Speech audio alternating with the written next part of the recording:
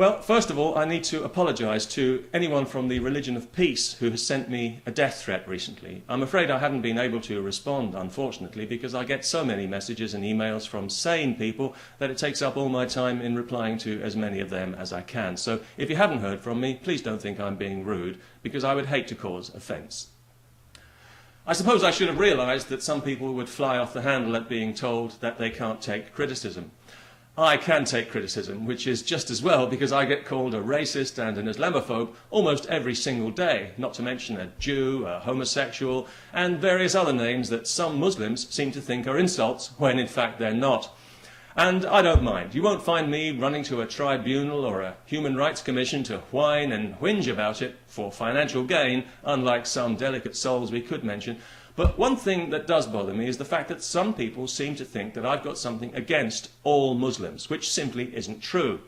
Anyone who's seen my videos knows very well that I've got no problem with anyone, no matter what they believe, who doesn't want to interfere with my freedom. And that includes freedom from religion, of course. That's all religion, all the time. And I know that there are plenty of Muslims who agree with me about that, because some of them actually write to me and tell me so, and I'm very grateful for their support. But just because those people are enlightened, that doesn't mean that Islam itself is benign or should be trusted, because unfortunately right now the cutting edge of Islam is in other hands, and those hands are a lot less enlightened and a lot more dangerous. The royal family of Saudi Arabia, a small coterie of people unelected by anybody, have hijacked that country's vast oil wealth and are using it to force the very worst of Islam into the free world.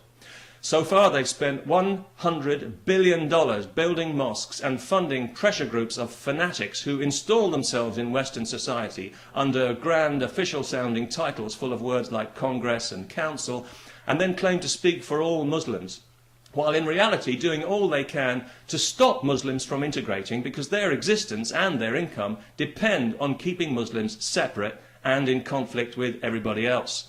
So when it's claimed, as it was last week on British television, that Muslims in Britain are victims of British intolerance, yeah, right, 1,600 mosques worth of intolerance so far and still building, I think the truth is, if they are victims of anything, it's Muslim intolerance. Because if you are an ordinary Muslim, surely the last thing you need is a bunch of Islamists speaking for you.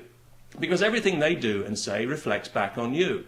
When they try to force unwanted Islamic values into our education system, for example, or when one of their representatives crudely insults this country by comparing it with Nazi Germany, that reflects on all Muslims, because these people speak for all Muslims, don't they?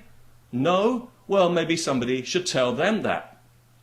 To be fair, one thing that really doesn't help is when some patronising multicultural fascist decides to ban something innocuous because they think Muslims would be offended by it. These are the same people, no doubt, who decided that kitchen staff in hospitals and schools have to serve the cruelty of halal meat to everyone because it's uneconomical to do it separately, and Muslims must never be offended.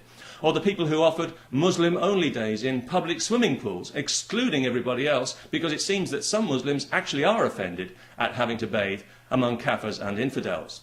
Now, technically, that's not racist of them, because Islam is not a race, so that's okay then. But anyone who criticises it is a racist, because language means whatever we want it to mean in the topsy-turvy world of multicultural hypocrisy, where everyone in the West is automatically guilty of crimes committed by their ancestors, should be deeply ashamed of their identity, and spend their whole lives apologising for it. There was one particularly silly incident in Dundee recently. You probably saw this story. It was all over the news, where a Muslim councillor took it upon himself to decide that a police poster with a puppy dog on it was offensive to Muslims. Well, in the event, it was wishful thinking on his part, because nobody actually gave a damn, but the police went ahead and apologised anyway, like a bunch of dimmies. Recently, the West Midlands Police had to fork out substantial damages to the makers of a television film, Undercover Mosque, who they'd falsely accused of misrepresenting the intolerant Muslim bigots they exposed. Now, you can't blame the individual police officers for this kind of behaviour because they're in an impossible situation, under orders from above that political correctness trumps common sense. So they're forced to treat the word Islamophobia as if it's a real word, and as if there's actually something wrong with people who dislike Islam for the sexism, racism and homophobia that run through it like a watermark. But let's not be too negative here. Occasionally, just occasionally, a small oasis of sanity does emerge from this desert of bollock-brained Islamic appeasement. You may remember those stupid Muslim law students who allowed themselves to be used as sock puppets by the Canadian Islamic Congress in order to exploit that country's insane human rights legislation and stamp out free speech. Well, the case has been thrown out by the Canadian Human Rights Commission, which is good news. But the British Columbia Commission might yet embarrass itself by ruling in their favour. But either way, in bringing this case in the first place, and with the public reaction it's received, these idiots have clearly managed to expose themselves to the hatred and contempt that they had falsely accused Maclean's magazine of fostering. And who can say that they haven't earned it with full honours? They surely deserve all the scorn and derision and suspicion that's now bound to follow them around like a vapour trail, because everyone knows their underhand motive in bringing this case had nothing to do with human rights and everything to do with stamping out legitimate criticism of Islam. They tried to hijack the law to piss on our freedom, and the wind blew it back in their faces.